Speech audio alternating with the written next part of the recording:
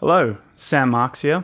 I'm going to do a walkthrough of my track Requiem for an Odyssey for Stefano Maccarelli's new vocal library, Odyssey. So thanks very much, Stefano, for sending me a copy to create a demo for and to review. And I'll just give a little background on the library here from their website. In Odyssey, we've refined our true legato engine, offering two distinct true legato instruments, angelic true legato and Odyssey true legato, each with its own set of articulations. Angelic true legato is perfect when you're looking for a very light angelic vocal tone with just a touch of breathiness, which features two main articulations, R and U. Odyssey true legato was designed to offer a slightly more structured vocal sound. Our goal was to maintain its inherent lightness whilst delivering a tone that's a bit more operatic and classical. It features several articulations, so there are some expressive syllables and various other things. I did a general sort of choir arrangement, and I didn't do much manipulation of the sounds like I did in my Kepler demo, another incredible Stefano library.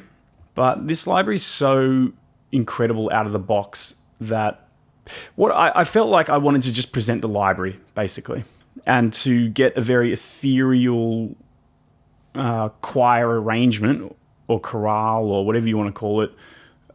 It doesn't take a lot other than the ability to know how to, or kind of know how to write in that style and to use this sort of stuff. Yeah, I've done this simple choir arrangement or chorale. I guess we'll just play through it, and then I'll go into a little bit more detail of what I've done.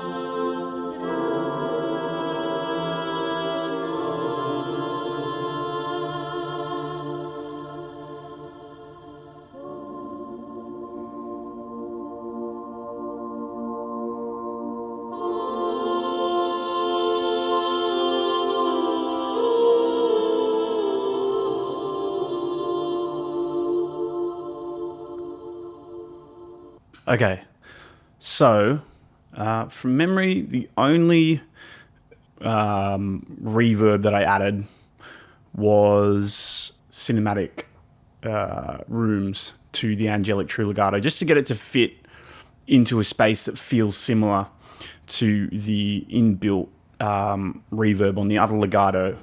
I think that the effects on both legatos may not be the same. I might be wrong on that.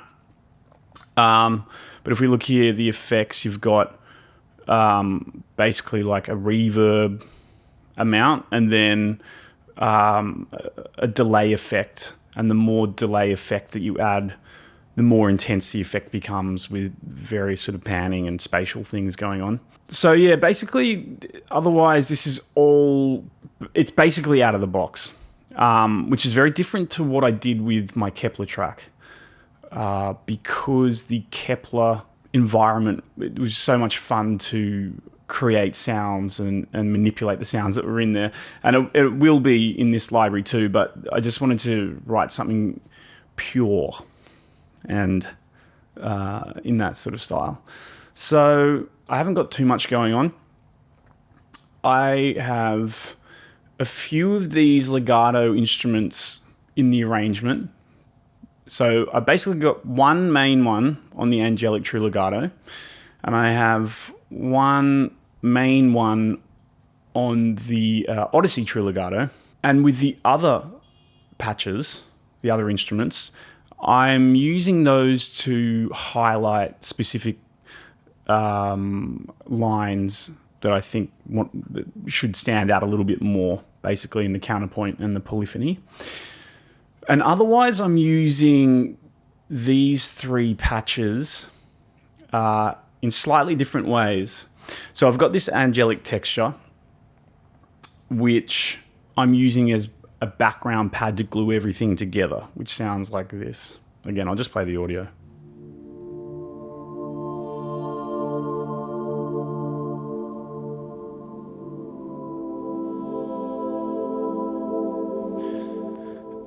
And then I have got the long, I'll just close that up, the long O on the left and the right. So here I've done a bit of panning in the, no, not the space, oops, the XY tab, you can see here. I've panned it internally within the instrument. And I think that makes a difference because this space stays the same on the instrument, but the programming within the instrument pans the voice appropriately within that space. Whereas if you did it in Cubase itself, you'd be panning the entire thing. So I really like that. That's very cool. It allows you to have that three-dimensional space and to move these voices around like you've got a choir. So you could just within here pan the voices in terms of the three-dimensional environment back or left and right. But with these, I did the right on this side and then obviously the left on the other side over here. I found that this particular instrument added clarity to the mix. There was a certain quality to the sound that it's a little crispier and clearer. Now, all of these sounds respond to the mod wheel. And I'll go into that a little bit more in a sec. Here as well, I've got soft R and U, left and right. I put these a bit lower in the mix, and I don't know if I actually did pan these. Okay, I did. I panned them in a similar way, but they're sort of a bit more spatially at the edges and a little bit further back. So this is a really great arrangement tool in terms of arranging within the space, which can allow you to have a much fuller and richer mix. So you can really utilize a 3D space.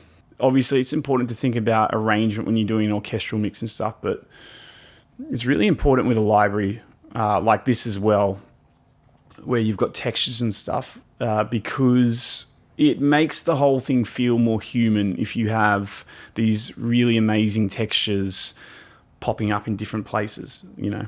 So I hope that makes sense. And basically, again, with these instruments, the mod wheel makes a difference. I tended to, in the softer moments, keep the mod wheel down because it's almost like the vowel sound does change, but it's kind of almost like a a frequency control as well.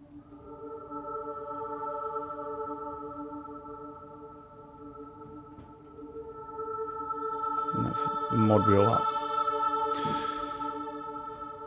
And then, yeah, the long O, this is the left one. So you can hear. That's much more present. It's very ethereal, but it's still so clear and up front. I really, really like that. And I really like that because you can lay these so you have a lot of depth and still a lot of clarity. So all of these together, basically, yeah, I've got this pad in the back gluing everything together. This is not panned, this is just one. And then I've got these soft art and ooze, which are also pad-like, but I've really panned them in the space, which helps to, again, tie together the whole stereo spectrum with a nice pad background. And then the long as we saw, were panned less intensely, but still panned. So here we've got a really nice background atmosphere. We can layer the true legato instruments over. And what I've done here with the arrangement basically is this is mostly a four-part choir arrangement. And I decided to, within the panned instruments, just to separate them. So we're getting harmonic depth as well across the spectrum. So on the right, I've got the higher two voices. You can see I've muted the lower two, and then I just copied that down, and on the left, I've got the lower two. So lower voices here, higher voices over here. So what I've done here with the angelic true legato, which I also did with the Odyssey true legato, I decided when to trigger the special vowels or words by using a velocity of 100 or over. I'm pretty sure it's 100. And so if I play a legato line with less velocity, it continues that vowel sound. But if I want a word in this legato phrase, I play over 100 in terms of velocity.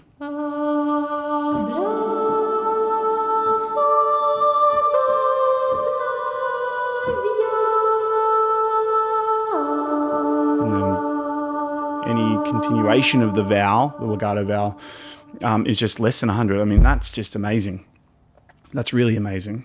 It's so lifelike and human, and there's no other library out there that's doing this to this level and quality. So to be able to play, if you could start, say, a phrase with a word, and then have two notes, continue that word, start a new word.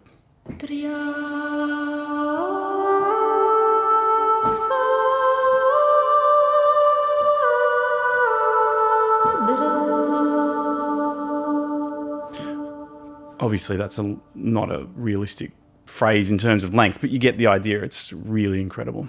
The effects, I did utilize the reverb and the delay. The delay...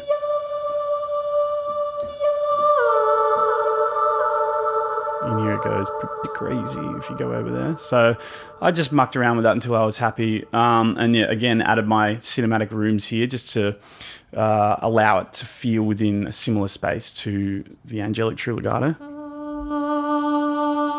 Oops, not the angelic true legato. Odyssey true legato. So it's the same velocity control.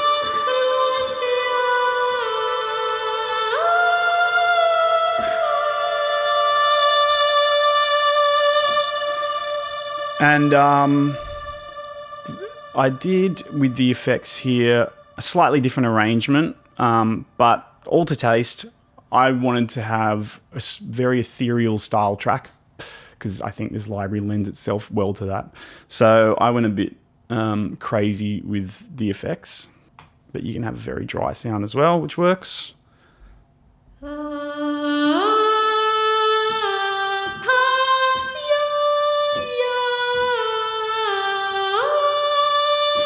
So it works just as well. It's just how do you want it to sound. The engine has adaptive legato and look ahead. Basically, that means that you just set track delay to the maximum of the instrument, -300.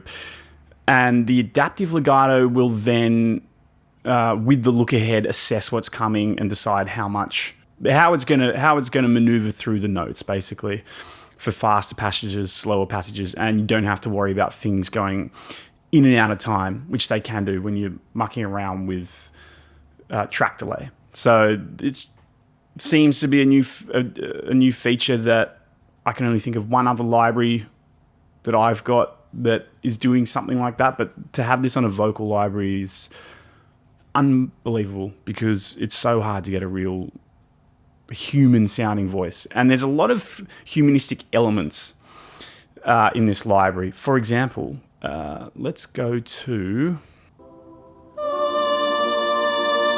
Yeah, so...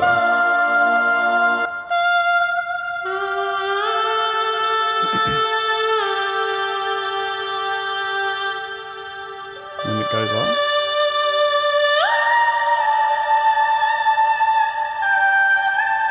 Now, there's something that happens in the sound there of the recording, which I love. I love it when there are human elements to this. You can hear the voice. It's not perfectly stable, and I don't think it should be. I think there's a character there which is really quite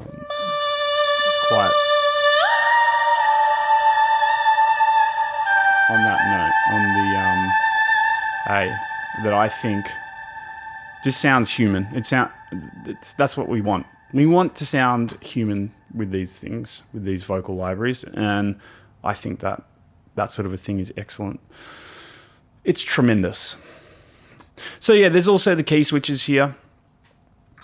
I mean, Stefano does walkthroughs where he goes through all of this stuff, so I'm not going to take too much time to do all that. But basically, this is a very easy to use library, and you can use it pretty well out of the box, and it's going to sound great. Where I utilized some key switches was in places where I wanted to increase the intensity, not just the dynamics. So, for example, here we go. Whoops. What have I done? Oh my God, close window. Okay, here we go. Here on the angelic, let me close this Odyssey legato. You can see I've got the ooh, legato here. And then as the phrase and the music develops and grows, I switch to the ah. Tonally it's very different, but that's perfect. So, in context, you can hear how this is useful. When you're starting the piece, it's very small. Smaller sound. Darker, almost.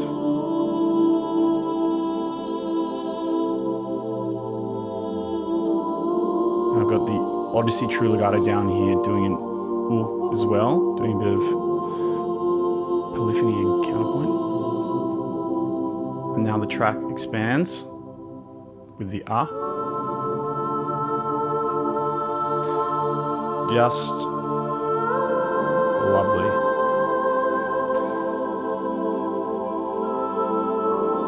So I also did that here with the Odyssey True Legato.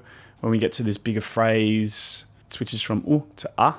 I don't know, I must have accidentally deleted that key switch when I was cleaning this up. But anyway, it's meant to key switch here from oh to ah.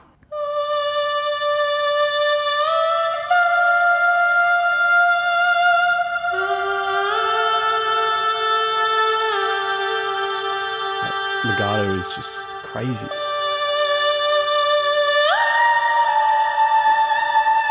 It looks like we key switch back here. It's my dreadful editing.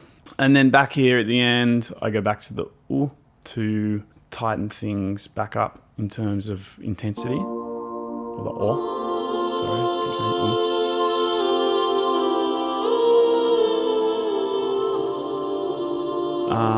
I'm sure I've done a whole bunch of arrangement things here which are not cool with actual choirs, but I didn't see the need to spend the extra time, perfecting it. There's no need to, because it sounds good. So yeah, basically that's my piece, which will be on both Stefano and my YouTube channels. So yeah, hope you enjoyed the piece, You can see that with this library, you're able to create something very evocative, ethereal, atmospheric, choir-like, using multiple layers of the legato. It's really a joy to use this, and I'm looking forward to using more of it. And yeah, see you guys in the next video.